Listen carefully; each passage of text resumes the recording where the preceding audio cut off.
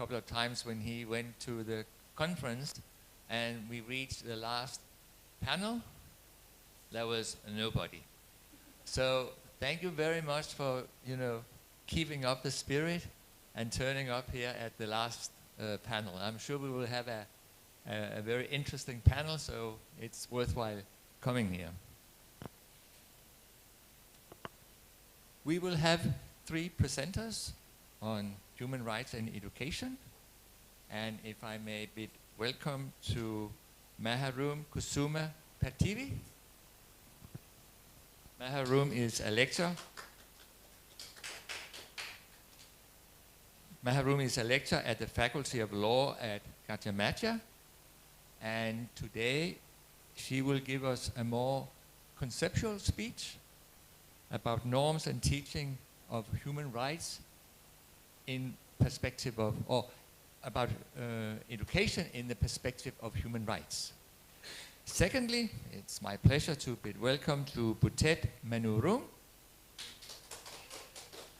Butet is the director of Sokola, which is an organization focusing on education and advocacy of indigenous peoples and marginal groups. And thirdly, we have Ladawan Khaikham from Thailand, and Ladawan is the assistant professor in Department of Political Science and Public Administration at Kasetsart University in Bangkok, Thailand. And Ladawan will talk about LGBT rights at universities in Thailand and also in a broader perspective in Thailand. So we have, each presenter have 15 minutes, and I will be quite tough in timekeeping, but we have the advantage that we only have 3 speakers, and we have up till 2:30, so we should have time for a good discussion and many questions, I hope. So, Mahaarum, the floor is yours. I do not have too many gadgets in my hand now, but if you could help with the presentation. Oh, that's not mine. Yeah, thank you. So, I actually have done this research 10 years ago in this very faculty at the Department of Politics and Governance for my master thesis. And I still think that today the topic is still relevant and contextual. Mostly, as a lecturer at the Faculty of Law, it's a reflections, it's a critique of mine to the way we educate human rights at the law school.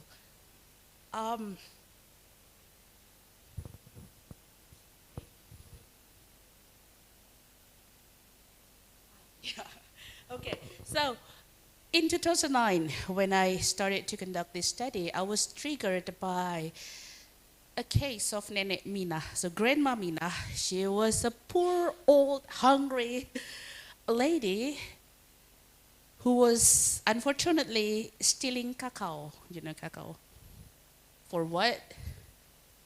To eat, to survive, as she was hungry. But then she was prosecuted and then later on sanctioned, punished, imprisonment, because the criminal law says that anyone, regardless your condition, is prohibited to steal anything that is not belong to you. So I remember the judges were in tears when they decided that Mina was guilty for stealing. And then I started to ask myself, even as a lawyer, what's wrong with this phenomenon? And I suspect that there's something wrong in the way legal mechanisms work when it has to deal with human rights issues. And then, I forget I have this. I try to think that perhaps this is the time that we need to do a paradigm shift in understanding human rights, that is shifting the focus from rights to human.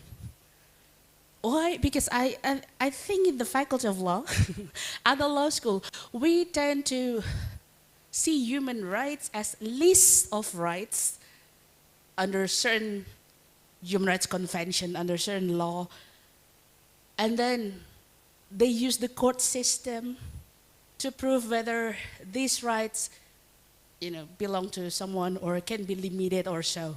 So it's very mechanistic. Then I started to dig even deeper, methodologically, using a critical theory that I believe, that reality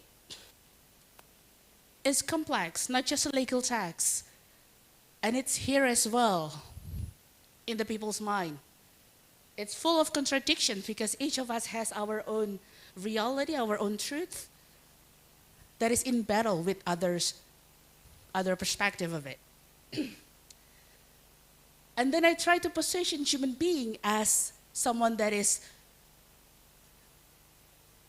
brainwashed, that is misled, conditioned, that is need to be, freed by the system. And what I mean by the system is the legal system. And then the role of science or education in this regard is to emancipate, to empower human being. And that it is not a value of risk. So I object to objectivity in the legal sense. Let me go into this first. So I criticize not all the things with law, but the mainstream legal perspective, that is positivism or legal formalism. That I assume the perceptions of reality in the sense of positivism is impression, and then the law or the study of law try to explain and predict. And it is interesting that somewhat legal positivism borrowed the idea of positivism from a natural scientist perspective, that it assumes that we can predict human being. Let's say with sanction, we give sanctions to human, predicting that they will be in order. They will get deterrent effect. But the fact that there are many recidivists prove it wrong.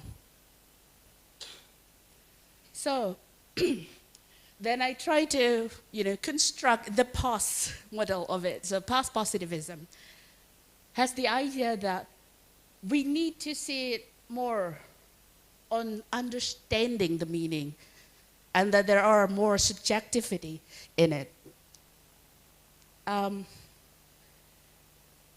So I use this seemingly difficult notion, ontological, axiological, and epistemological understanding of the two compare system. And then I will provide also an interesting practice, the fact that I found in a unique school, particularly in Salatiga, that I will introduce later. So I see that ontologically, legal positivism constructions is a subjection. Isn't it interesting that we have supremacy of law, but then we also have sovereignty of the people? This means human being create the law, but then the law is positioned higher than human being who created. It's like God create human and then human rule God. I mean, how can that work, right? In practice, human create the law, and then if human dissatisfied with the law, they will just revise it, they will just change it, erase it. So how can the law work if that's so in practice? And then obedience as the values, and even law use sanction to keep or to disciplinize human being, to keep human in order. And I suppose that kind of values set human being as, I don't know, barbaric creature or something that needs to be disciplinized. I mean, is that how we see ourselves? I mean, yeah, I hope not. And then interestingly, law also used legal certainty mechanism to make sure that the law is in order. So that's why you have legal principles, you have hierarchy of law and so on. But then, such as in the case of Nenek Mina, this legal certainty, you know, when you see the Lady Justice, she is blindfolded because she should not see or consider any subjectivity. And that's the case with Nenek Mina. She was hungry, but the law shouldn't see that. She was poor, but the law shouldn't consider that.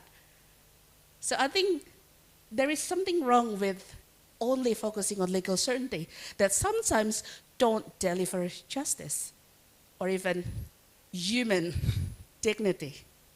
So I try to create a more human constructions of the ontological, axiological, and epistemological by having understanding that human beings have reasons so they can get in touch with discourse with others. So with that discourse come the values of voluntarism, that we wouldn't get any cases, criminal cases, if we voluntarily join into the discourse, into the society or the community without any enforced mechanism such as sanction. And then the way to do it epistemologically is ethical commitment. So that's the difference between democracy and anarchy. Because in democracy, we have discourse, voluntarily engaged, and then if, let's say, we are defeated, let's say, in the discourse, we're not just going out and then get out of the discourse. No, we are still within the community with the ethical commitment. So this is the comparative analysis. And then I found an interesting empirical evidence, and I suggest you can go there. It's about 2 hours from here. In Salatiga, a school called Korea Toiba, that the school has no uniform, the school has no curriculum, has no teacher, has no classroom, has nothing like a school you would know. But one day, the student of this particular school was tested Packet B. So Packet B is unequal with junior high school national exam. And the student ranked #1 in Central Java compared to the students from regular school. And I suspect because she was not forced to be educated, she chose whatever subject she wants to voluntarily, and she has ethical commitment into it. So I wonder if our legal education curriculum can be modeled as so. And I hope that judges, lawyers will be more human than we have today. Thank you.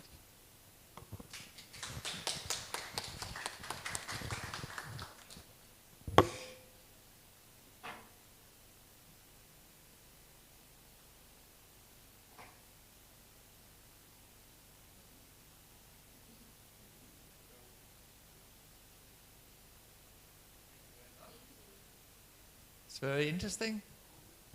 Something different. That's good. Butet? Yes. The floor is yours.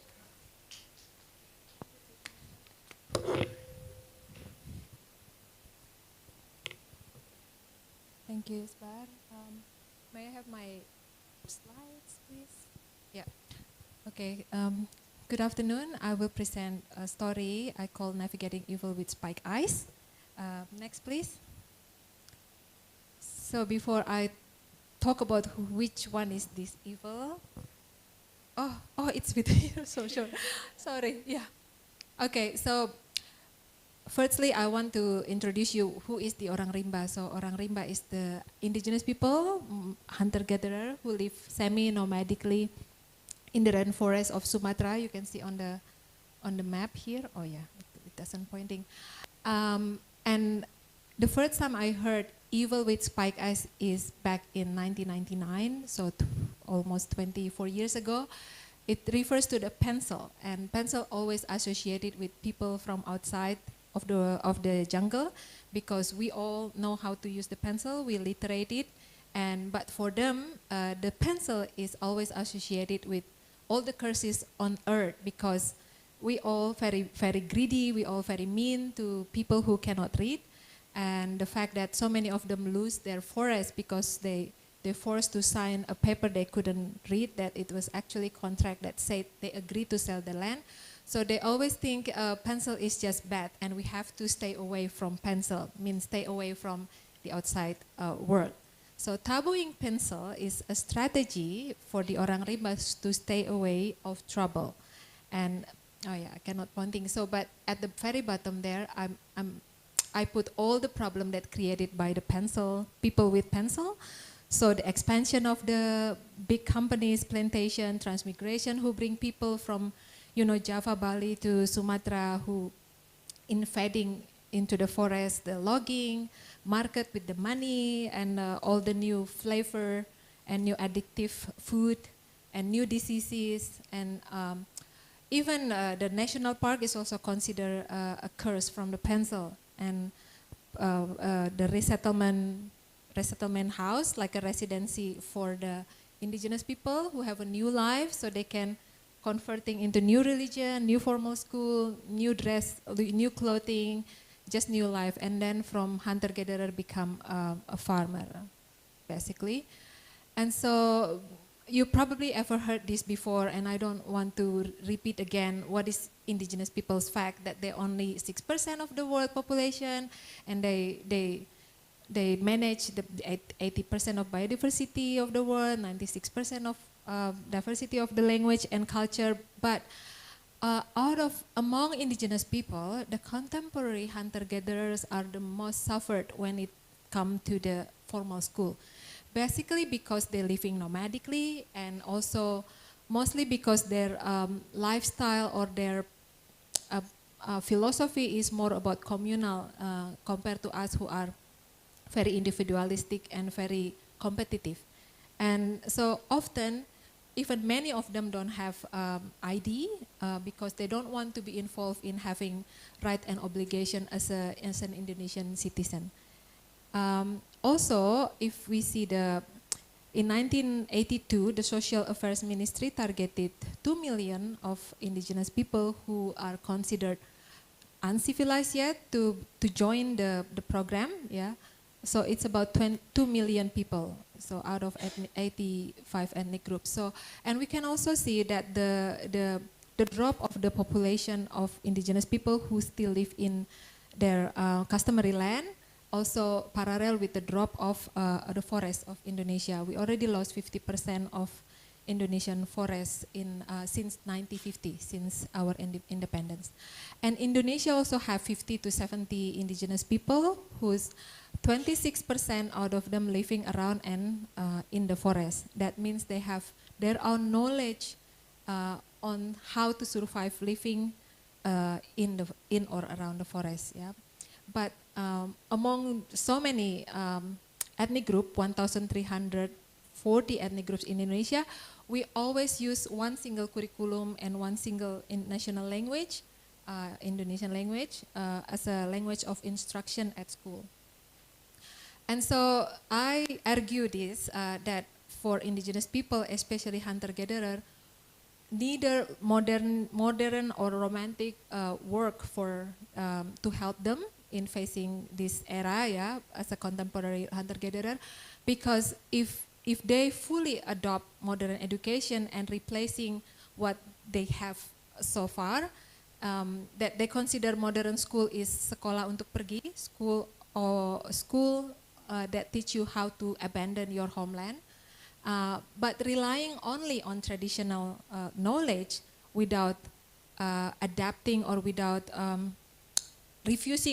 by refusing all the modern education, will also perpetuate marginalization. I'll come up to later why I say that.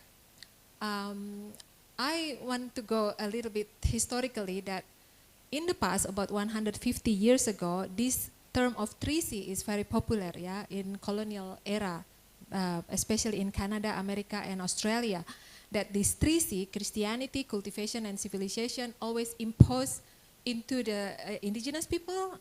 They put into the resident school, so they become Christian, and then they turn hunter-gatherer or sea nomad, for example, into farmer. So replace the forest into just monoculture with this cultivation. And civilization is also, you know, like this housing resettlement, that one package of civilization to turn indigenous people into civilized.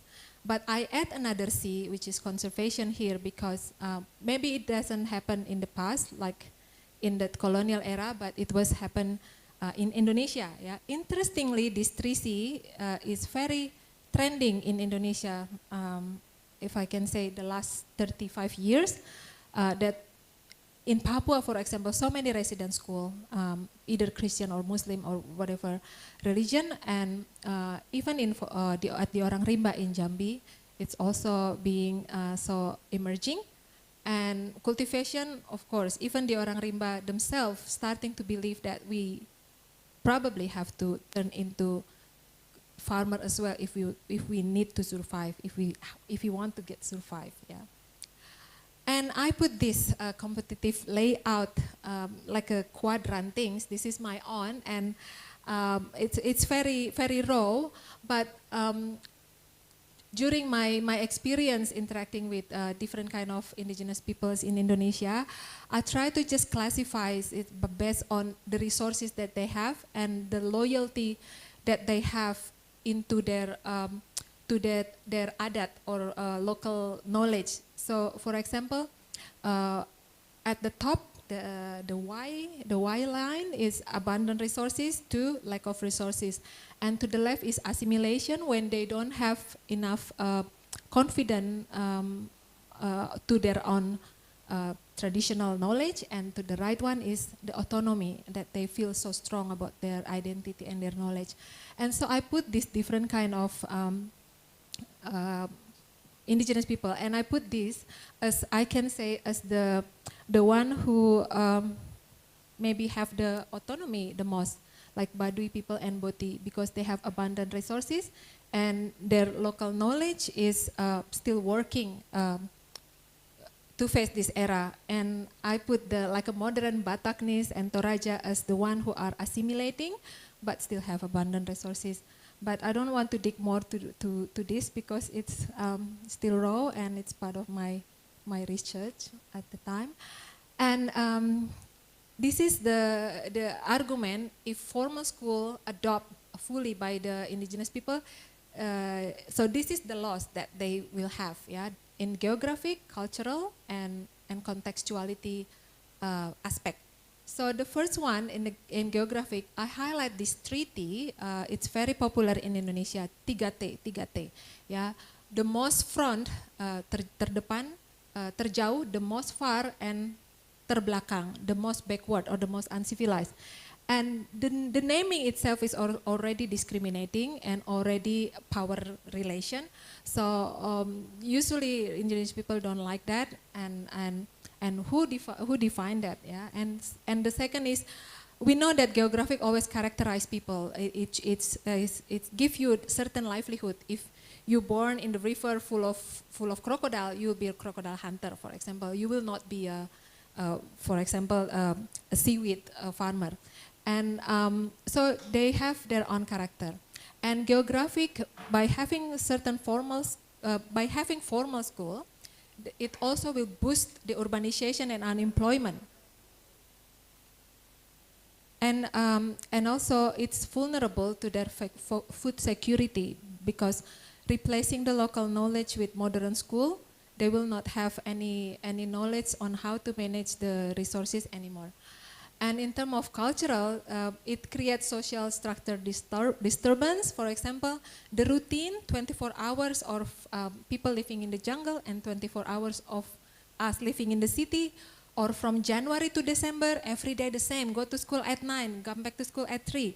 But a fisherman, they have certain timing to go or certain months to go for fishing. Or for orang rimba as hunter-gatherer, they have certain time when to hunt for pigs or when for fruit season. For example, orang rimba from November to February usually just eating fruit from breakfast to dinner because it's fruit season. And it's so hard to put it overlap with the formal school. Hello, I can hear you. Yeah, and also mother tongue and local phonotactics I highlight here because, yeah, we heard that often in this conference, I think, using mother tongue as a language of instruction at school, yeah, because even UNESCO said if you want to learn the second language, use your mother tongue when teaching this second language, let alone learning literacy and other skill, other knowledge. And also ways of learning, for example, all school in Indonesia is the same building, but we have traditional houses, mostly steel houses, because you don't want snake to come inside. So if you go to the local school, to the national school like this, they will look around and afraid of snake who's gonna come, yeah. And contextuality as well. The learning material is not about themselves, and it's not about how to face the problem that they daily find it every day. Like you have logging around you, but you don't learn how to stop the logging at school, for example. Yeah, and I put the photo here of when we have school in Timika. So I'm from Sokola Institute, so we usually have program with indigenous people. So this is how do you read Timika in Papua. They just mix up TJ and Che. They will call Chimika, Jimika, Timika, and for us, we think it's all good, it's all right. But in Indonesian curriculum, it's all wrong. Because we learn from 26 letters we got from Western, but in Indonesian mother tongue and Indonesian phonology, it's not always 26. Sometimes 32, sometimes it's only 16. Our letters in Papua, we only adopt 16 out of those 26. But some other, for Java, West Java, for example, they have so many a, or Java, you have different things to say te, and it's not accommodated in the formal school. And also, Sam, if you just using your local knowledge and say no to any modern skill, you also have a weak advocacy in terms of advocating your rights. You don't know your network, you don't know how to speak Indonesian, you don't know the law, and you don't know about all the new diseases. You will just say it's a curses, but it's actually just diarrhea, for example, that they never had it before. And so, yeah, that's my statement, that one single curriculum cannot be able to contextualize all these diverse challenges, yeah, all different geographic and cultural differences. And I quote one of my quote from one of the chief in the jungle many years ago. He told me, because I was teaching back then, he said, you said you have hundreds of students whom you said are very clever, but none can stop those loggers. So how clever do you mean? And what are you actually here for? And he questioning, what is the school? What is this jungle school for? Because the logging not stop. So for them, education has to be operational to address the problem that they face. And it has to be now, not in the future. And this is also the quote from my student, Pengwar. He said, if you cannot show me what the decimal used for our life, I do not want to learn that bloody decimal. Yeah. It's cool. Yeah, so orang rimba, philosophy of cerdik pandai, that's the, if in Indonesia, maybe merdeka belajar, yeah, that's the philosophy. But orang rimba has cerdik pandai. Merdeka belajar is, what is merdeka belajar? Freedom of learning, But orang rimba have cerdik and pandai. So cerdik is about the brain, like you smart, you know how to deal with all the outsiders, all the threats, and to think smartly, and also about their tradition, about the law of the local custom. But panda is how do you move about in the jungle, how you avoiding the snake, and how to climb that honey tree, for example. Honey tree climbing is the highest skill that a man of Orang Rimba has to acquire, yeah. And so basically this is like a program of my organization doing, so from literacy to advocacy, and also including the elders to also help the young people to create their own curriculum, and so they can advocate. And the bottom picture is when the young and the elders went to Jakarta to advocate for their problem or something. That was part of the advocation skill. And in Indonesia, sekolah adat is emerging. Sure, it's emerging at the moment. And in 2019, there's a research conducted and dividing all these sekolah adat that is initiated by the indigenous people into 4 categories: the integrated, the conservative, the complementary, and the transformative. I will not dig into this, but I just want to say that the jungle school or sekolah rimba is considered the number 2, the conservative, which I'm not really agree, because I think it's more to the autonomy than conservative. Yeah. So this is the current challenges that the Orang Rimba facing at the moment. And in short, I will say it's about palm oil that invading, and even themselves started to think that they want to replace, and it's already happening at some of them, replacing their forest, replacing their rubber plantation into palm oil, because they learn from the local villagers, the one who are practicing palm oil the last 20 years are the one who live without problem, especially financially. And another problem is motorcycle. They like to always have a new motorcycle, and now they have to collecting the fruit spilled palm oil because they have to pay the motorcycle credit and every month, yeah.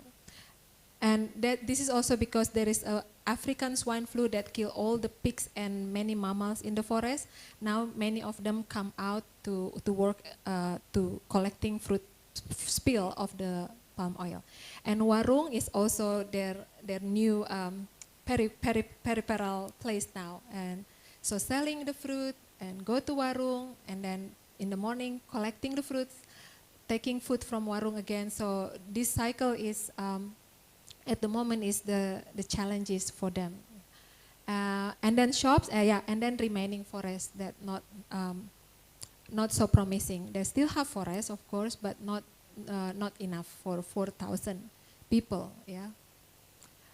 And so this is the right to education for me. I 1 minute, yeah, this is the last one, thankfully. So I conclude that the right to education should be ethical, contextual, participative, and pluriversal as well. So ethical here means every program that impose them, they have to have prior well-informed decision, so they can make well-informed decision, yeah. So it has to be ethical. They have to be agree with that, and they have to participate in making a decision about program that involve them. And also this one, I forgot to mention this before, that the UN Declaration on Human Right, on Indigenous People's Right on education doesn't mention this, that they have to have education that added skills for them to address their current or daily challenges and to anticipate the near future changes. Yeah. And the last one is the right to incorporate their knowledge into regional school curriculum. So their worldview is also included in the national curriculum. So I think that's for now. Thank you.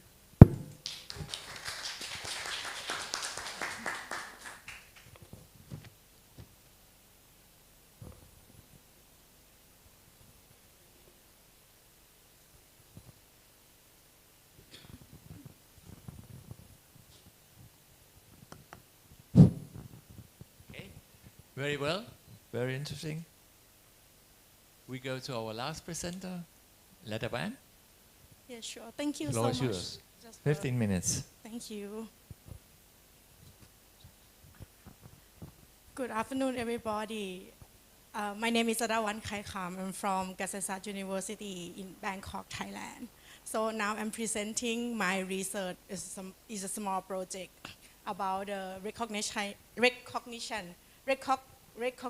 of LGBTQA plus right as human right in Thailand's Sikh public university. This research was inspired by my student. I am surrounded by LGBTQ students quite a lot, and as you know that Thailand is, the country was believed to be open for this LGBTQI plus people, but today I want to show you how different aspect of it. So now we begin with this one, okay. So here we go.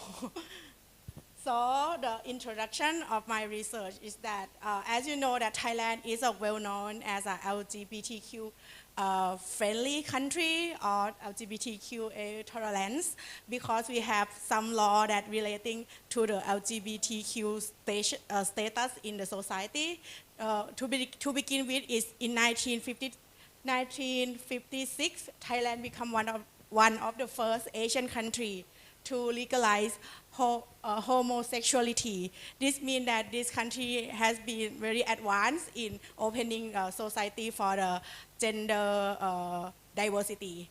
And I just skipped to in 2006, Thailand, well, as you know that Thailand is one of the countries which had many coups happening in the country.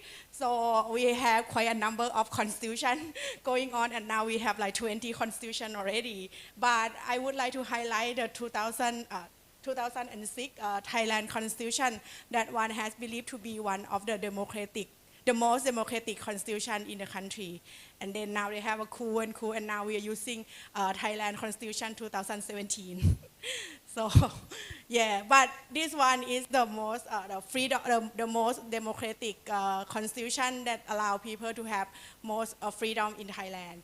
And also, and then I skip to 2015, Thailand has the law about anti-discrimination. This means that people regarding race, religions, or gender are openly accepted in the society. However, this is just only the law that happened in Thailand, but in practice, the LGBTQ people still facing a lot of discrimination, stigma, and still being oppressed by the society. So, yeah. Sorry, this one. So this is my research outline, and we're gonna get you through this. So first of all, we're gonna do the introduction, and then research question, and we move to research framework, result, and discussion. So it's not very complicated like the first two presenter, but it's very practical, this research. For, as you know that Thailand has quite a number of laws that accept people with the gender differentiation, but however, in reality, the people with gender diversity still face the number of problems and gender stigmatization. As you know that even though Thailand is open for the gender diversity, we are welcoming gay, lesbian, and everyone like gender fluid people from around the world, but that one is for only the tourist reason or the economic reason only. But in the country itself, it still have the stigmatization and the problem that they are facing, because the country still lack the social support and legal recognition. Particularly in the context of school and higher education. This is because people are still thinking that the gender, the sex is only female and male only.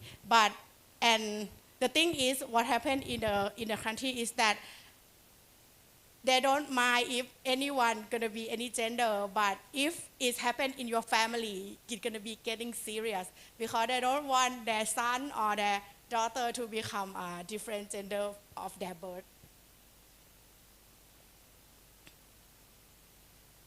So my research question has two questions. One is I want to know how Thailand, how university in Thailand recognize the right of LGBTQIA students because there are a lot of stigmatization happening in higher education. And the second question is that how this stigmatization or problem that happen in the university can be explained in the broader context of the Thai society. So the research framework that I use in this research is that the LGBTQIA plus right as a human right, and the second one is the right of education in Thailand. The LGBTQIA plus right as human right, as we know that we in the international context, we have the 1948 Universal Declaration of Human Rights that happened in 1948. But anyway, there is no inclusion of the LGBTQ people at that time. And then they have in 1993 Office of United Nations Higher Commission for Human Rights, but still they don't have including people from different gender into the human rights concept. And then the first time that LGBTQ people right has been included in the Declaration of Human Rights happened in Yogyakarta in 2006 when a group of people, LGBTQ people, try to assert their right into the human right. And 2011, the human right have already included the sexual right into the declaration. However, even though the international context had been widely accept the gender difference in the wider context, but some states still practice in a different way, such as the country like Iran or Brunei. They are not allow people to be to be a different sex apart from their birth. For example, like in Brunei, they have a law that if you become one of the LGBTQ, you will be stoned to death, for example. So that is still the power of the state authority to decide which gender you're gonna be, and you're supposed to be as gender as when you were born. And the next concept is the right in the Thai educational system. Thailand has declared education for all in 2005, which means that anyone in the country, if you were born in the country and you were growing up in Thailand, you are allowed to join the school since 7 years old until 15 years old for free. That is the law that happened that go align with the Thai Constitution in 2006 that allow all the children of any gender to go to school. This we call is the education for all. It also includes minority children and migrant children as well. And however, the LGBTQ rights were not recognized in the university. It's like people don't say, don't ask, don't tell. So it's like they happen in the university, in the higher education, but there is no law that recognizes their right, their existence. And in 2015 is a big step for Thailand when they have the new act that called Gender Equality Act. This act is supposed to be protecting people from all gender and try to eliminate the discrimination in the country. However, even this law is proposed to protect the LGBTQ people, but they still face discrimination and violation of their fundamental rights based on their gender. So it's like stigmatized happening in the society that sometimes the law cannot fix it. And this happened also in the educational institution. So my research is most like documentary research, and some of the qualitative research is like a short semi-structured interview with the people from different universities. The university that I've looked, they have there were 6 universities: Chulalongkorn University, Thammasat University. That's the first one is the oldest university in Thailand. The second one is the second oldest university. Kasetsat University is where I work, and the Silpakorn, Mahidol, and Chiang Mai University, they are all public university. And I will look at least 3 aspects of how gender, how LGBTQ people has been practiced their rights based on 3 aspects. First is the uniform dressing. I think Thailand is one of the 3 last countries that allow people in the higher education to still wear the uniform. There are only Thailand, Vietnam, and Laos, PDR. There's only 3 countries that allow that's still force. That's still the students of these 3 countries have to wear the uniform to go to the higher education, including the university. But I can see in Indonesia they don't have uniform at all. That's one of the expression of freedom. But in Thailand, as you see, this is the picture of the student that have to wear the uniform. This is the girl. They're supposed to wear the white shirt and the black skirt. And the guy have to wear white shirt and black trouser. And sometimes they have necktie relating to the university. So a uniform become the unique in Thailand. Especially, I think the Chinese tourists come to Thailand just to wear the uniform and take picture. And some of the exchange students come to Thailand and they love wearing uniform as well because they don't have it in their country. I think Jesper can see that happening is quite a normal practice in Thailand, but it's not universal at all, and no university in the world is wearing uniform anymore. And the second one is graduation attire. This one happens when you graduate, and you're supposed to wear the graduation attire according to your sex of birth. It's like you just wear things like this, and you have a gown cover on it. Some university, that gown is transparent, so you can see inside where the gender uniform that you're wearing. So it's quite depend on the university. And the third one is the name prefix. This one is when the university recognize you, they're gonna call you Miss or Mrs. or Mr. And that one is quite challenging for LGBTQ people. Sometimes they don't want to be called as Mr. or Mrs. Yes, sure. Okay, I will be quick now. And this is my research result. So we come to this research result. So we have 6 universities here, and I try to mapping how they allow people to wear uniform according to their gender, not their birth of sex.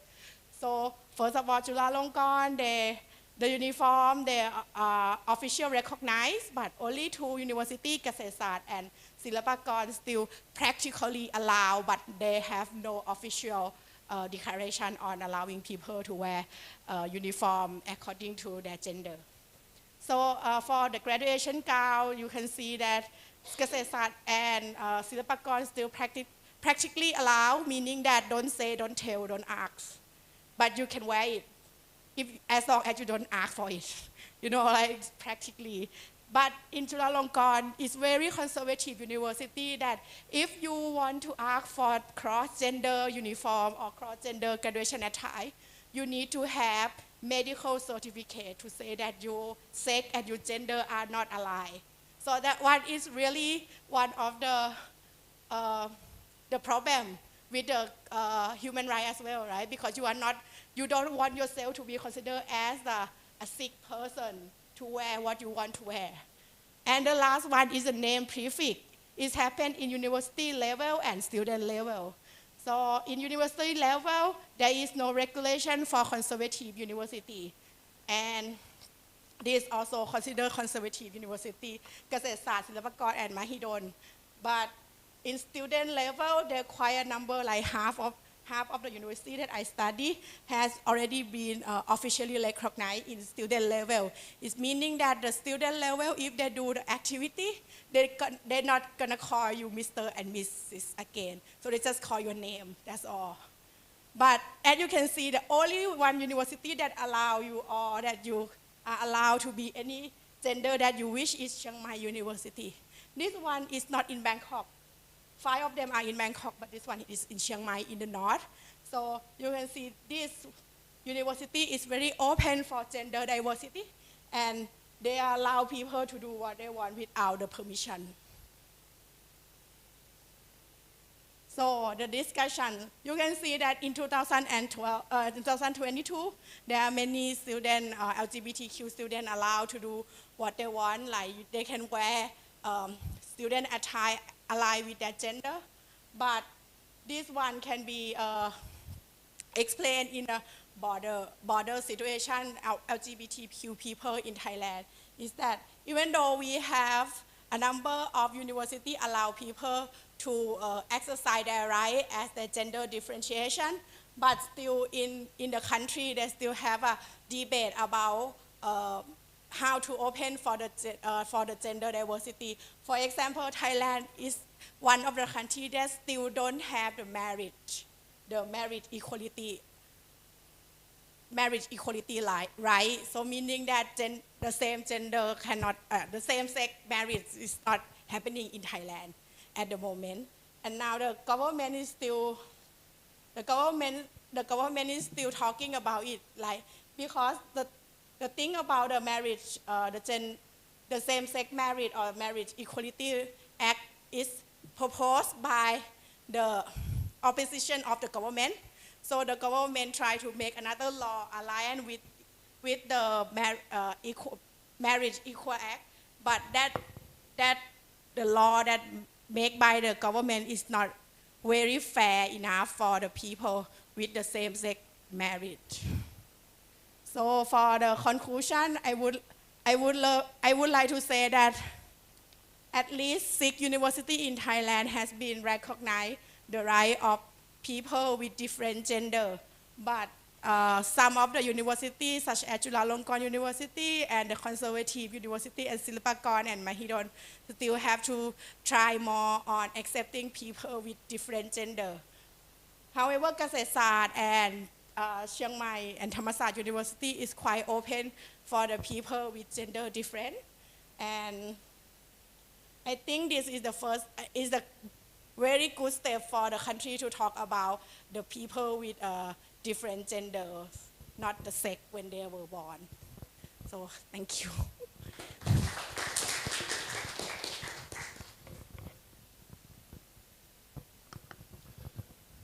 Thank you very much. We started out with this more conceptual talk about education, and you try to make up with this, the norm, or this positivist perception of human rights and positive perception of education within a positive view. And when we talked about indigenous people, it was also about not having an educational, unified educational system that fits everybody, but we need an educational system that fits the need of this group of indigenous people. And you talked about basically that we might have some progressive laws in Thailand, but people still have to conform to some regulations within, for instance, the university. So I think one common value for all these 3 presentations was conformatism, right? That we have, can we conform everybody into the laws that we make? So now, I hope we have actually quite good time. Any questions? Yes? And please say your name and where you, institution you represent.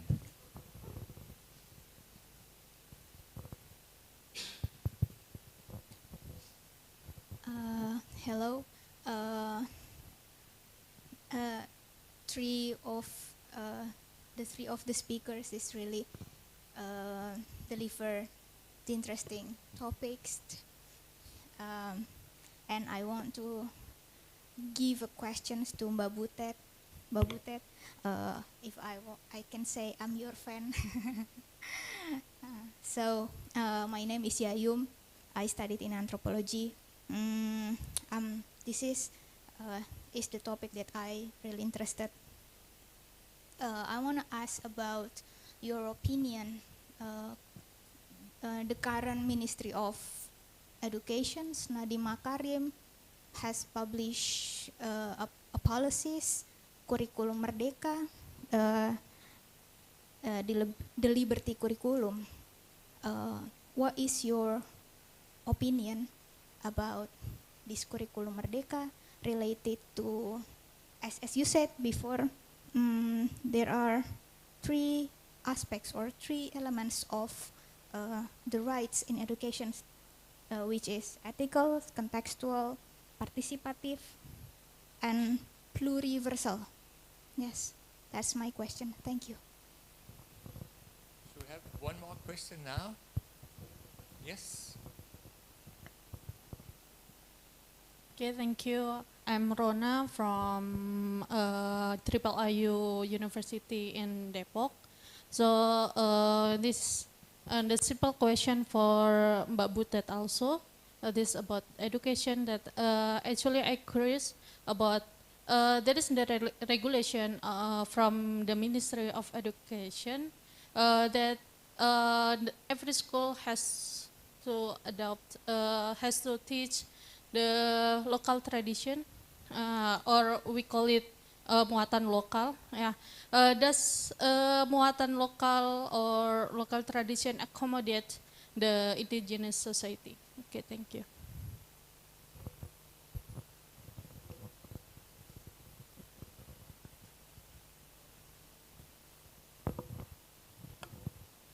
Makasih, thank you Isalium. So my opinion about curriculum Merdeka, or you call it liberty curriculum. So I cannot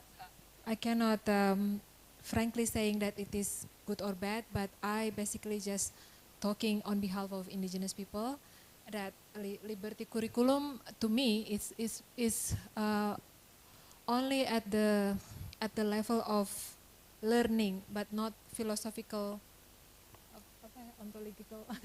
Yeah, ontologically is not free, because all I learned from indigenous people myself that for them education has to free them from their own oppression, yeah, or from their own problem. And the philosophy of curriculum Merdeka is free of way of learnings or free of your dream. So, so you can, I still see it's so you can meet the global demand, and the education or the learning material is more focused on the future, and the future in national schooling is very long. Like we learn from elementary to university, before we can looking for job. But for indigenous people, it's more practical, and it's mostly about how to advocate their rights, because learning for indigenous people, they already have them from their parents, from all the skillful people in the jungle, but they need additional skills that can free them from anything related to the outside world that they consider evil, yeah, pencil. So. And then they come to the conclusion that they think to fight with the pencil, you have to hold a pencil yourself. So then, at the beginning they refuse it, but in the end, they accept it with many conditions. Okay, I hold this pencil, I learn how to read and write, but we have to learn it in the jungle, we have to learn it in Rimba language, and you cannot teach us any political or religion. So many conditions, and if you see it doesn't look like it's merdeka belajar, but for me merdeka belajar has to be defined by the community itself. So they define, this is my dream and I have to have freedom on how to get there. So but merdeka belajar in Indonesia is more like the destination is this and how to get there is up to you. But for orang rimba is different. They have so many conditions. And the destination has to be defined by them. And for the orang rimba, the purpose of education is to have the jungle, yeah, to have the recognition of being indigenous people and the right to their jungle, but also to maintain their lifestyle. So masih di kategori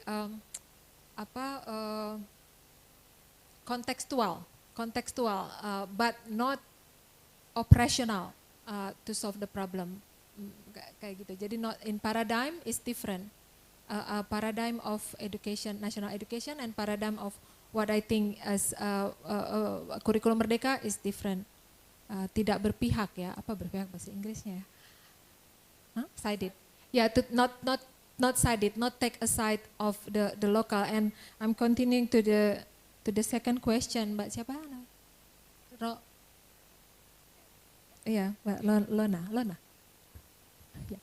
Tadi like you said, the school also have the muatan lokal, like a local curriculum, ya, about local knowledge into the curriculum. But my organization always criticize this in terms of how contextual is that? Who decided that it is contextual?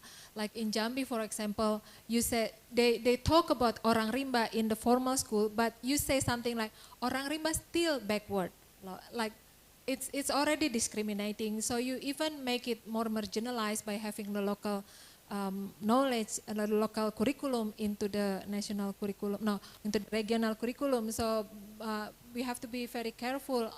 Are you really taking side when you include the local curriculum into school? Because they even thinking even orang rimba even more backward because they afraid, they still eating lizard or something like that, and the use of the words can also be problematic. And local curriculum, I think, has to be taught by the local elders itself, not by the teacher who not even been to the forest at all, for example. And local knowledge is not about how to dance or how to speak certain language, but the philosophy, and also have to learn something. What can we learn from indigenous people? Not just we ask them to learn from us. And because, like I said before, I don't believe that modern education only or traditional education only is best, and nothing perfect. So it depends on how much ingredient you want to include. It depends on what you need and what is your problem is. So they have a method that they call hadap masalah in orang rimba, means curriculum that can face the problem. So facing in education, discipline, it calls problem posing method. Yeah, something like that. So, yeah, Merdeka Belajar to me has to be posing their problem. Thank you. Yeah. Another question? Yes.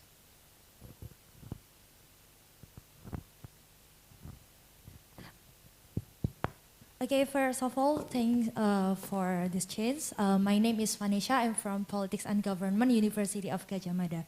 So maybe my question will refer to Butet. Yeah, okay.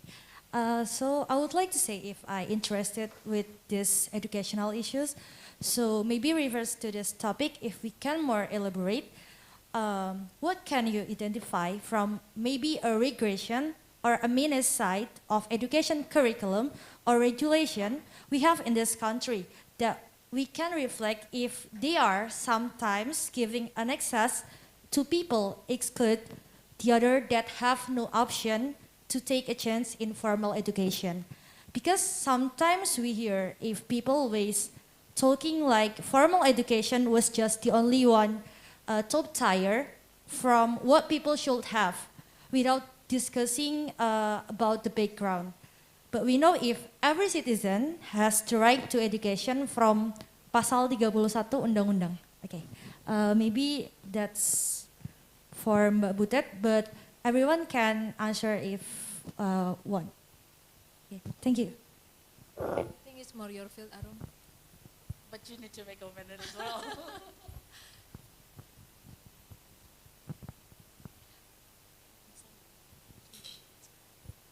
Yeah,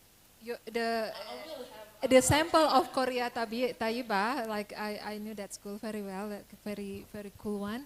That's already example, yeah, how you combine formal, non-formal, and I would say education is always bringing like a past political side as well, and it's always have interest.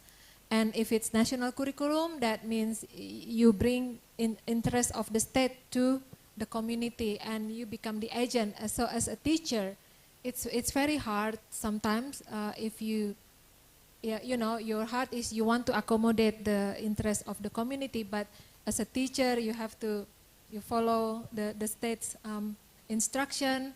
But it's actually saying in the curriculum Merdeka, the minister said, you have the freedom. They have 3 different kind of curriculum now. Yeah, you can adopt curriculum 2013, 2013, and you can also only half or partly of the 2013 curriculum. But you can also create 100% local curriculum. But the tragic is very few that Indonesian teachers want to make curriculum by themselves with the local community and the teachers, because they have to make their own, again, how the assessment and the indicator of acquire this curriculum. So in the end they come back to the national curriculum that is very jauh panggang dari api, not effective to the local. The local don't understand. The local living in the mountain and talking about how many different kind of seaweed or coral reef that is not even imaginable by them. Yeah, so I think school. I mean, maybe to more to strengthen the teachers' confidence and ability to include the local community and local knowledge into the curriculum, and it doesn't have to be school. And I also been upset lately with the movement of. So I should say a little bit. So many of NGOs who working with the Sekolah Adat, including at the Ministry of Education, to talk about indigenous people's curriculum, but then after 4 years they decided this is not education, this is culture, and so they moved this from education side into the kebudayaan, into the culture. In some ways it makes you freedom to move about, but it's also saying actually it's a statement that local knowledge, is not science, and it's not education. It doesn't have education value. So it makes upset some of the communities, but at least you don't have to deal with national exam, because we were asked to make national exam, special for indigenous people, and national assessment, and it's very hard. So it's still, like you said, yeah, freedom, have legal, but and then at the university level, it doesn't applicable, still like that. Can I make some comments on that?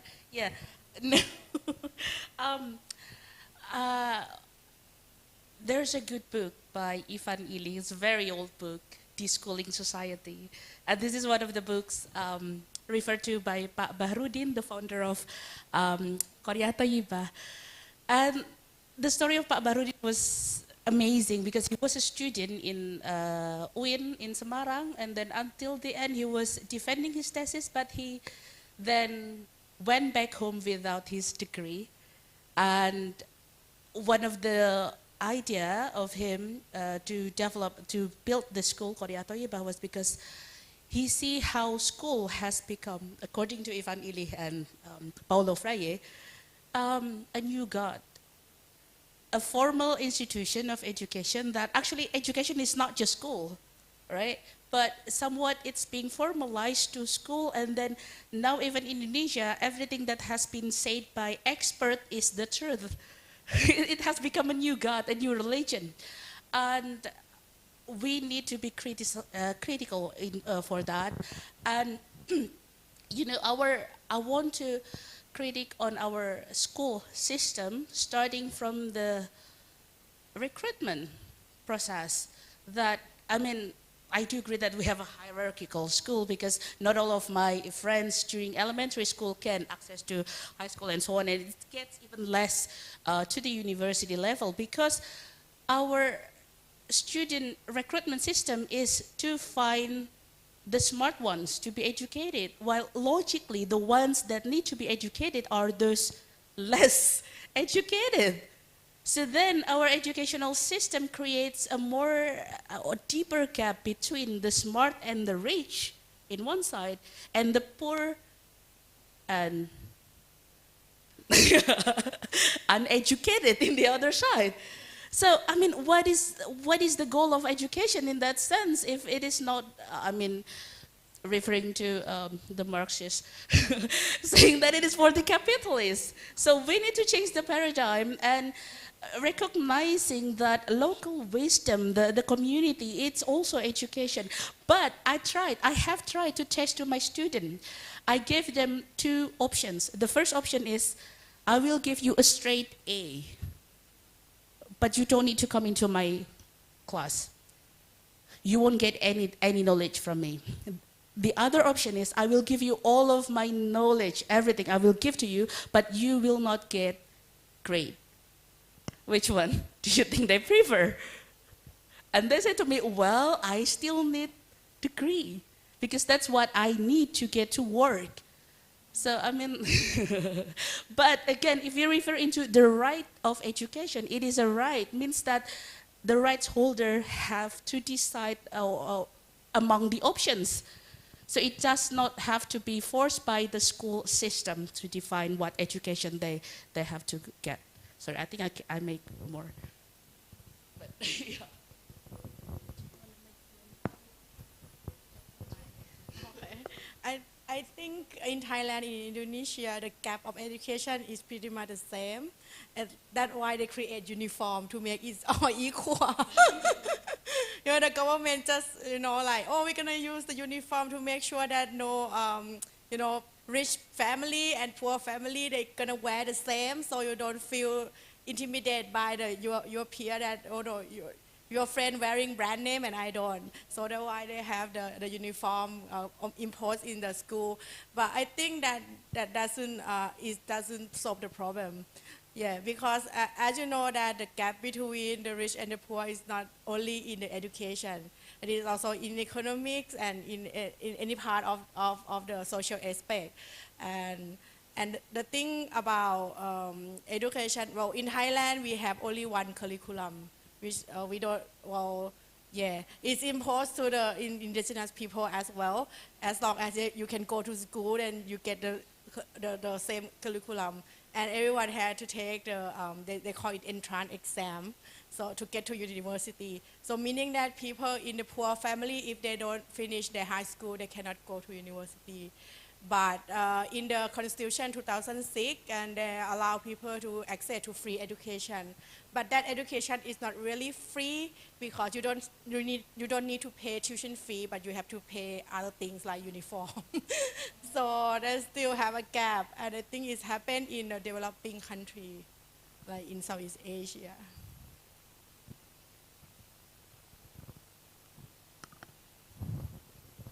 Okay, so there's one question from YouTube live streaming by Thea. Question for Ladawan. So, what do you think in the development countries in Southeast Asia is still hard to accept the LGBTQ, especially in academic or scholar?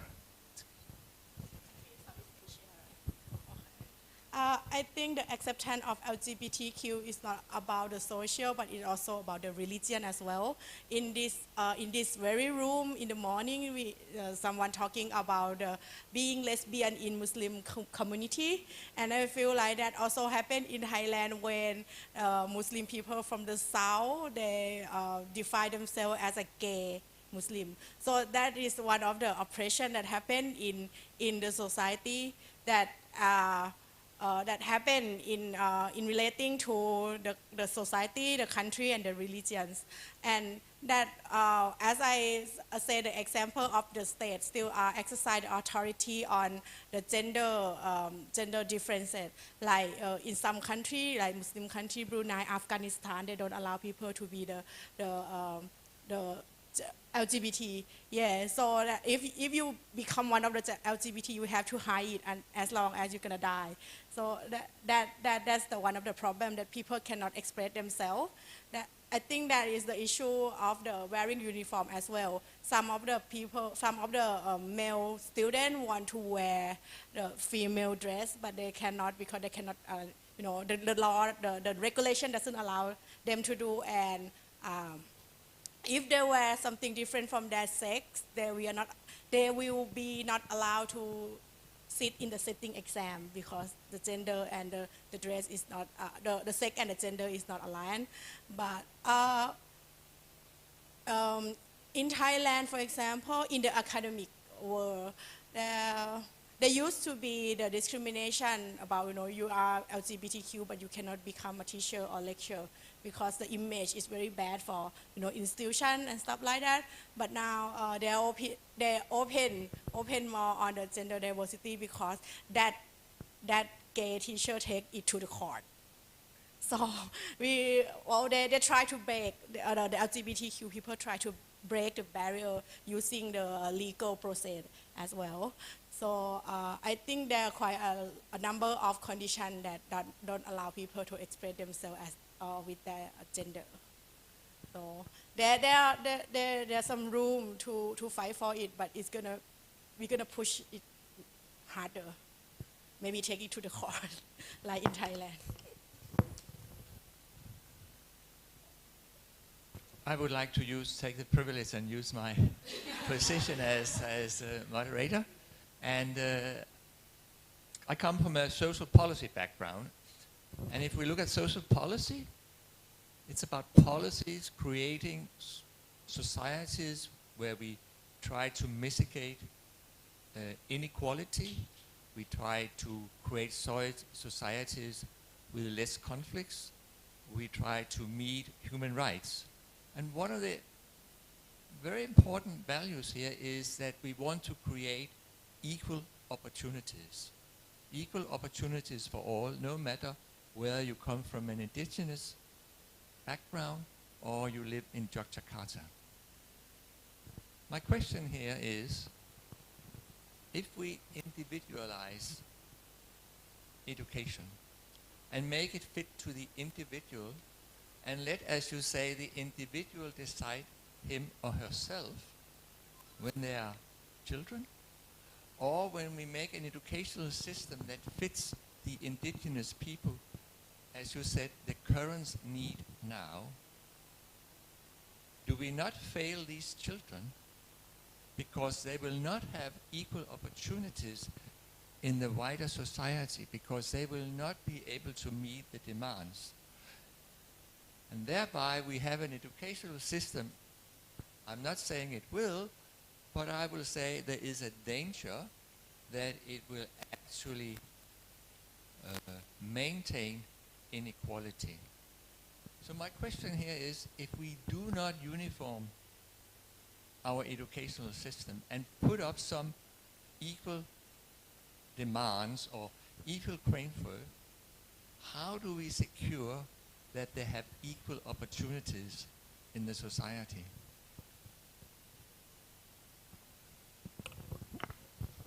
Yeah, I think we have different construction to begin with, because with Korea Bahrudin, the school that I showed you before, he refused to go into the pre-conditioned framework of the capitalists. So let me give you his story. So he was a student finishing his education and then went back home without his degree. Of course, he cannot apply for a job. So he looked at what he has. He has a rice field. So he tried to cultivate. And he even asked his community that, why are we not able to buy rice? Because we have rice field. The thing is, they have, yes, the rice, the grain, but then it needs to be processed by machinery, things that then they have to sell that crops into the company and then buy the rice again. And then the company looking for employees that are able to work within their condition, the company's condition. So what he tried to do then, well, why don't we create our own system instead of, I mean, even with it can goes with the indigenous people, that why would you force them to go out, the pencil, if they knew what they have to do to survive, because it has been done by the ancestors since then. I mean, why would you, let's say, I'm sorry for my word, westernize the East if they already knew how to live? How would you, I mean, you know, even when I go to Salatiga, they don't have all of these luxurious educational things, but they don't want it, they don't need it, because they have their own construction about welfare. That is not just about money, but it's their own construction on that. So I want us to look more into that and let them decide if they want to. I do agree, if they want to learn English, let's say, or computer or maths, let them. But if they don't want it, don't press them into, you have to use our standard, because there's no such thing standard, because this is what I see, how education has changed friendship into competition. Because students compete within themselves to be the best, and then the best will absorb into the labor market. So how can we, I mean, survive brotherhoods with that kind of educational system? Sorry if that's too abstract. Thank you. When you say education should provide equal opportunity, I also question back, what do you mean by the opportunity itself? Because for you, what the opportunity is may be different even to me, let alone the indigenous people, right? And also for when I said opportunity, of course, like even my organization, Sekolah Institute, we agree that everybody should have equal opportunity, but it doesn't always happen like that in Indonesia, let alone in the jungle. Even in the city, not every kids can go to university. But refer to that also, do we all need to work as someone who always needs someone else to pay us to live? Do we always depend on that, being not needed by the work but need the work? And also, of course, indigenous people, everyone have a right to change or have the right to remain the same. And by having this equal opportunity, it gives them a guarantee that if the opportunity is there and they don't take it, of course they have to be supported as well. But sometimes their right is not protected. Like I said, the orang rimba, now, this is what makes me sad. They said, why didn't we planting palm oil 20 years ago so we are not suffered like now? Because forest is shrinking, and the villagers, this is 26 villages surrounded this forest, so 26 times like 5,000, imagine they only 4,000, and always invading into the forest and more palm oil, and they always say no to palm oil because they don't like the fertilizer, and they know that it sucks all the water. But now they realize that by not joining this race of planting palm oil, we became the victim. But that's also my question back to you. If everybody always take the opportunity to get provided financially, or at least survive, not die, do they have a protection of living good, yeah, like in a sustainable way, but they're not protected. So sometimes equal opportunity can lead them to suffering even more. But in a country like Indonesia, where indigenous people's right is not protected, it's such it's a calamity. That's from me. We have 4 minutes left.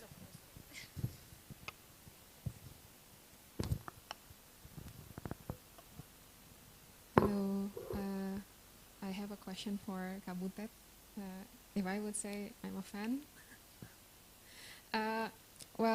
This is related with the other panel I have attended. Maybe it is more to, related to a climate change also. So I believe that indigenous people is the nature conservationists. They are at the front line when it comes to preserve the nature, but at the same time they are also the most vulnerable to the climate change. I mean, they know too well on how to save the planet, if I may say. So, in your opinion, how can or is it possible for us, people living in the big city, to adopt the pluriversal concept of education when we ourselves have been so detached from the nature or local knowledge? Yeah, okay.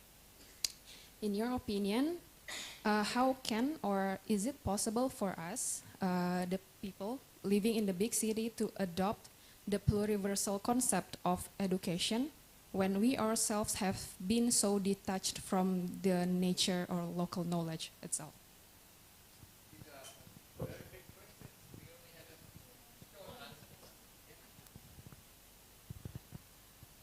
Yes, it is possible, but we have to switch our mindset as well. As long as we believe that school is the only way to get successful or to be human, we never get this pluriversal mindset.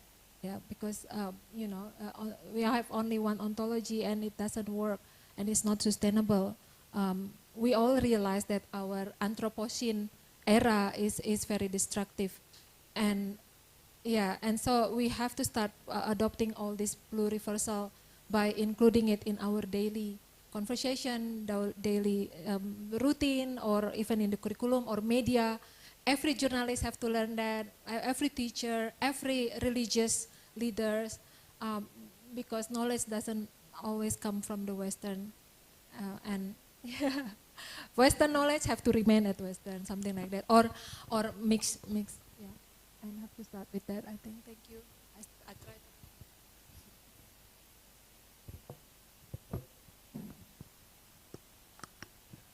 It's a shame. I have to break this up.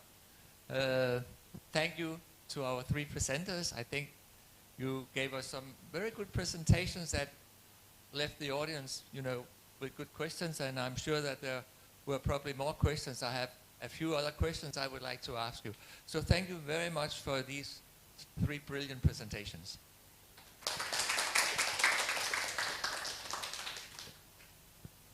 What time is the plenarium? Is that?